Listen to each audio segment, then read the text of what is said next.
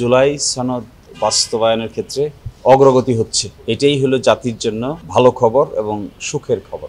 সকলেই চেয়েছে যে জুলাই সনদ বাস্তবায়িত হোক এবং এরই ভিত্তিতে আগামীতে বাংলাদেশ যাত্রা শুরু করুক। এই প্রেক্ষাপটে গতকালকের আলোচনায় বাস্তবায়নের ক্ষেত্রে একটা উল্লেখযোগ্য অগ্রগতি হয়েছে। সকলেই মোটামুটি কাছাকাছি চলে এসেছেন যে একটা গণভোটের প্রয়োজন হবে এবং এই গণভোটের প্রয়োজনীয়তার ক্ষেত্রে এবং সেটা কি করে করা যায় এই মর্মে মোটামুটি কাছাকাছি চলে এসেছেন। এই অগ্রগতিটা আমি মনে করি সকলের জন্যই আশাব্যঞ্জক, সকলের মধ্যেই এক ধরনের আশা সঞ্চার করবে এবং বাংলাদেশ রাষ্ট্র হিসেবে একটা সুনির্দিষ্ট গতিপথ পেতে যাচ্ছে, যার মাধ্যমে জুলাই আন্দোলনও সম্মানিত হবে। একইভাবে বাংলাদেশ নামক রাষ্ট্রের পার্লামেন্ট, সরকার এবং বিচার ব্যবস্থায় একটা গুণগত স্ট্রাকচারাল পরিবর্তন আসবে বলে আমাদের ধারণা। Walton switch, stylish and elegant. আরেকটা বৈঠক আছে ৮ তারিখে বিকাল ২:৩০টায় আরেকটা মিটিং ডাকা হয়েছে। ইন দ্য মিন টাইম আজকে আছে, কালকে আছে, অনেক ইনফর্মাল আলোচনাও হচ্ছে যেন এই জিনিসটা আরও ম্যাচিওর হয়। অর্থাৎ যা কিছু আমরা করব সবাই যেন ঐকমত্যের ভিত্তিতে করা যায়।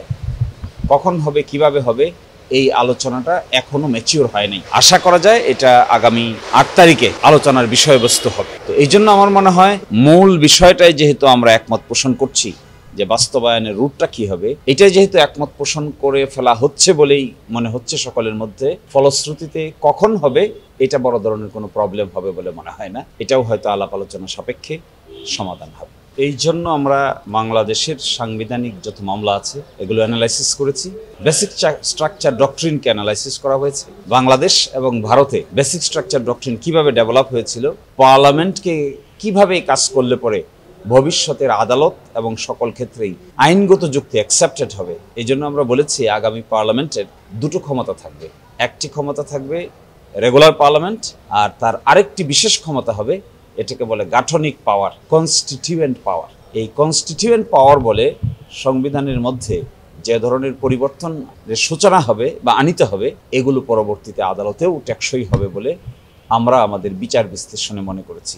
সেই জন্য আগামীতে যে পার্লামেন্ট অনুষ্ঠিত হবে তার দুটো ক্যারেক্টারের কথা বলা হচ্ছে।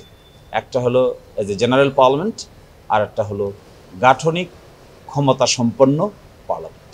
আমাদের দেশে এখন পর্যন্ত 3টি ওয়াইড গণভোট হয়েছে। একটা হয়েছিল শহীদ প্রেসিডেন্ট জিয়াউর রহমানের আমলে। এখানে প্রশ্নটা ছিল, তখন তো তিনি জীবিত ছিলেন, যে বাংলাদেশের রাষ্ট্রপতি জনাব অমুক কর্তৃক গৃহীত সকল নীতি এবং কর্মকাণ্ডের ব্যাপারে আপনি একমত কিনা। তখন উত্তর দিয়েছিল মানুষ হ্যাঁ। একই কাজ করেছিলেন হুসেইন মোহাম্মদ এরশাদ। একই কাজ হয়েছিল 1991 সালে যখন তৎকালীন প্রাইম মিনিস্টার বেগম খালেদা জিয়া 12তম সংশোধনী পাশ করেছিলেন। আপনারা জানবেন যে ওই 91 সালে যে নির্বাচন হয়েছিল এটি হয়েছিল রাষ্ট্রপতি শাসিত সরকারের নির্বাচন। কিন্তু যখন সংসদ গঠিত হয়ে যাওয়ার পরে সিদ্ধান্ত হলো রাষ্ট্রপতি শাসিত সরকার থেকে মন্ত্রী পরিষদ শাসিত সরকারে, অর্থাৎ পার্লামেন্টারি ফর্ম অফ গভর্নমেন্টে রূপান্তর করা হবে। কিন্তু নির্বাচনটা কিন্তু পার্লামেন্টারি ফর্মে হয়নি, নির্বাচনটা হয়েছিল রাষ্ট্রপতি শাসিত সরকারের ব্যবস্থায়। এই জন্য 1991 সালে 12তম সংশোধনী এনে এটিকে পাশ করানোর আগে একটি গণভোটে পাঠানো হয়েছিল। গণভোটে অ্যাপ্রুভ করার পরেই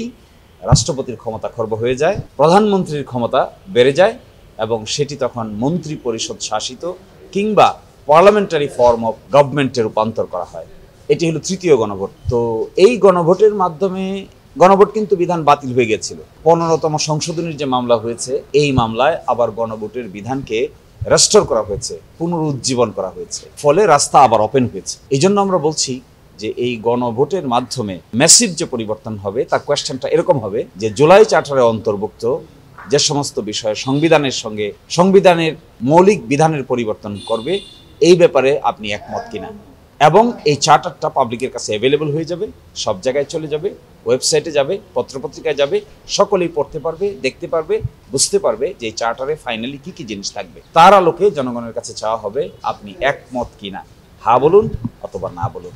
এইটাই অতীতের ফরম্যাট ছিল। তো অতীতেও শহীদ প্রেসিডেন্ট জিয়াউর রহমানের আমলে যে গণভোট দিয়ে অনেকগুলো বিষয় ছিল, কিন্তু প্রশ্নের উত্তর চাওয়া হয়েছিল হ্যাঁ অথবা না। জনাব এরশাদের আমলেও অনেক ছিল, উত্তর চাওয়া হয়েছিল হ্যাঁ কিংবা না। 1991 সালে বেগম খালেদা জিয়ার আমলেও বেশ কয়েকটা প্রশ্ন ছিল, কিন্তু উত্তর চাওয়া হয়েছিল হ্যাঁ বা না। এই যে প্রক্রিয়াটা, এই প্রক্রিয়াটা আমার ধারণা এখানেও কার্যকর হবে। আরও চিন্তা করতে হবে, ম্যাচিউর সিস্টেম বাইর করতে। আসলে তো এটা একটা ফুল প্রুফ ব্যবস্থা বের করার চেষ্টা করা হচ্ছে। এখনো যদি কারো মাথায় আমি মনে করি কারো মাথায় আরও কোনো ফুল প্রুফ করতে গিয়ে কোনো ধরনের কোনো ক্রিয়েটিভ থিঙ্কিং এখানে আসে, আমার মনে হয় ঐকমত্য কমিশন সেটা অ্যাড করতেও কোনো দ্বিমত করার কথা নয়। কারণ সকলেই আমি দেখলাম গতকালকের মিটিংয়ে, that was a very positive meeting.